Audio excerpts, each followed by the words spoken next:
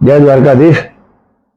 દ્વારકાધીશ મંદિરમાં આ વખતે આપણે જે ભગવાન દ્વારકાધીશનો જન્મોત્સવ મનાવશું એ 5252મો જન્મદિવસ આપણે સૌ સાથે મળીને મનાવીએ.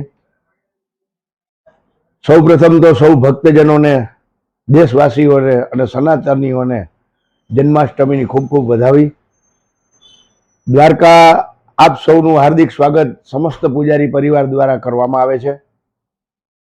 જે દ્વારકા આવી નથી શકતા તેઓ વિવિધ પ્રકારની ચેનલો દ્વારા ઘર બેઠા પણ આ જન્માષ્ટમીના દર્શનનો લાભ લઈ શકે તેવી વ્યવસ્થા ગોઠવવામાં આવેલી છે. પુનઃ આપ સૌનું દ્વારકામાં સ્વાગત છે. જન્માષ્ટમીના દિવસે સવારે 6 વાગે મંગળા આરતીના દર્શનથી પટ ખોલવામાં આવશે. 6 થી 8 વાગ્યા સુધી આ મંગળાના દર્શન રહેશે. 8 વાગ્યે ખુલ્લા પડદે ભગવાન દ્વારકાધીશજીનો મહાઅભિષેક કરવામાં આવશે, જેમાં વિવિધ પ્રકારની ઔષધિઓ દ્વારા ભગવાનનું અભિષેક પૂજા 1650 પૂજન, જેમાં વૈદિક અને પૌરાણિક મંત્રોચ્ચાર દ્વારા સમસ્ત પૂજારી પરિવાર દ્વારા કરવામાં આવશે, જેના દર્શન પબ્લિક જાહેરમાં કરી શકે તેવી વ્યવસ્થા ગોઠવવામાં આવેલી છે. જે દ્વારકા રૂબરૂ આવ્યા છે તે લાઇન ટુ લાઇન દર્શન કરી શકશે, અને જે ઘરે બેઠા છે તેઓ ચેનલના માધ્યમથી પણ આ દર્શનનો લાભ લઈ શકે છે. તો ભગવાન દ્વારકાધીશજીના ખુલ્લા પડદાના સ્નાન અભિષેકના દર્શન વર્ષની અંદર માત્ર 2 વખત કરાવવામાં આવે છે. એક જ્યેષ્ઠ પૂર્ણિમા એટલે કે જેઠ સુદ પૂર્ણિમા ને દિવસે સવારે 8 વાગ્યે, અને બીજું જન્માષ્ટમી એટલે કે શ્રાવણ વદ અષ્ટમીના દિવસે એટલે કે આઠમના દિવસે સવારે 8 વાગ્યે ખુલ્લા પડદે આ ભગવત કાર્ય કરવામાં આવતું હોય છે, અને એનો દર્શનનો લાભ વર્ષની અંદર 2 વખત પ્રજાજનો કરી શકે છે, ભક્તજનો કરી શકે છે. આવી વ્યવસ્થા હોય છે. સ્નાન અભિષેક થઈ ગયા બાદ બરાબર 11:15 વાગે ભગવાનની પૂરા શ્રૃંગાર થઈ ગયા બાદ શ્રૃંગાર ભોગ લાગશે અને શ્રૃંગાર આરતી કરવામાં આવશે. 12 વાગ્યે ભગવાન દ્વારકાધીશજીને રાજભોગના દર્શન થશે.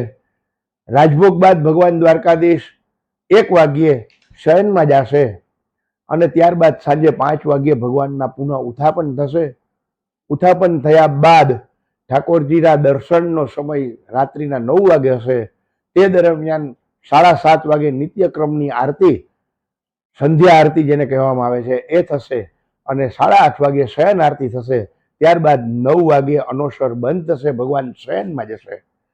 શયનમાં ગયા બાદ ભગવાન દ્વારકાધીશ 1 કલાક માટે વિશ્રામ કરશે. 10 વાગે પુનઃ મંદિર ભીતરની અંદર ભગવાનની સેવા થશે.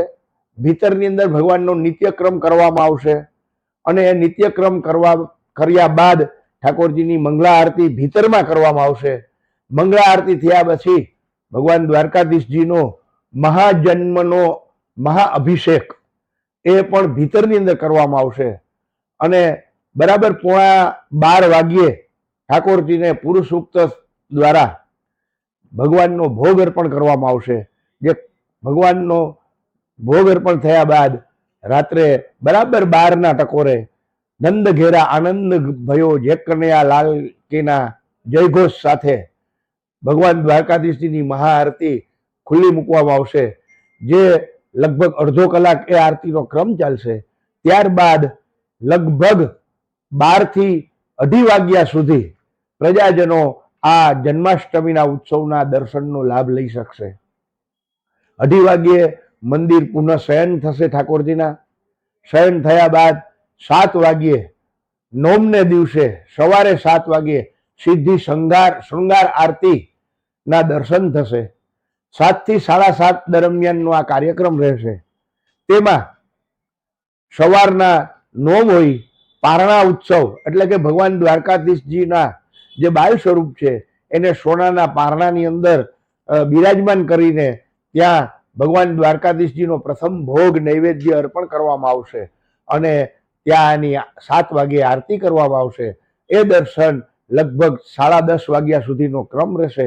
સાંજનો નિત્યક્રમની અંદર થોડો ફેરફાર હશે. 5 વાગે ઉત્થાપન થશે. 6 વાગ્યા સુધી એ ઉત્થાપનના દર્શન રહેશે. 6 થી 7 1 કલાક મંદિર પરિસર બંધ રહેશે. અંદરની અભિષેક પૂજાને કારણે મંદિર બંધ રહેશે અને પુનઃ અભિષેક પૂજન કર્મ થયા બાદ 7 વાગ્યાથી પુનઃ દર્શન થશે અને બાકીનો જે નિત્યક્રમ આરતી ભોગ અને શયન આરતી વગેરેનો નિત્યક્રમ એ નિત્યક્રમ મુજબ રહેશે. 9:30 વાગ્યે ભગવાન દ્વારકાધીશજીને પ્રજાજનો દ્વારા પોઢણીયું સંભળાવી અને અનોસર બંધ થશે. આ રીતનો આઠમ અને નોમનો 2 દિવસનો વિશેષ કાર્યક્રમ રહેશે. સૌ ભક્તજનોને વિનંતી છે, દ્વારકા આવો તો આપની ડિસિપ્લિનની અંદર દ્વારકાધીશજીના દર્શન કરો. જે કંઈ વ્યવસ્થા છે વ્યવસ્થાને અનુરૂપ થાવ અને સ્વયંસેવક બની અને ઠાકોરજીના દર્શન લ્યો અને પુણ્યનું ભાથું બાંધો એવી પૂજારી પરિવાર દ્વારા આપને હાર્દિક વિનંતી છે. સાથે સાથે દ્વારકાધીશ મંદિરની અંદર અન્ય બહારની કોઈ ચીજ ભગવાનને ધરવામાં આવતી નથી. જે મંદિરના ભોગ ભંડારની અંદર જે સામગ્રી તૈયાર થાય છે એ જ સામગ્રીનો ભોગ ભંડાર દ્વારા ભગવાન દ્વારકાધીશજીની પૂજારણો દ્વારા જે સામગ્રી તૈયાર થાય છે એ જ ભગવાનને ધરવામાં આવતી હોય છે, જે નિત્યક્રમની અંદર હોય છે. અને જન્માષ્ટમીના દિવસે ખાસ 5 કાઉન્ટર ગોઠવવામાં આવશે મંદિર પરિસરમાં અને એ મંદિર પરિસરની અંદર 5 કાઉન્ટર દ્વારા ભક્તજનો આ દ્વારકાધીશજીને ભોગ નૈવેદ્ય ધરેલો જન્માષ્ટમીનો, નોમનો અને દશમીનો જે પ્રસાદ છે એ મંદિર પરિસરની અંદરથી જ એ મેળવવાનો રહેશે. 100 રૂપિયાના ચાર્જથી લઈ આપની શ્રદ્ધા સુધીનો ચાર્જ એમાં પાવતી ફળાવી અને આપ આ ભોગ પ્રસાદ જે 20 દિવસ સુધી આ પ્રસાદ બગડે નહીં એવી વ્યવસ્થાવાળો પ્રસાદ આપ મંદિર પરિસરમાંથી જ લેશો.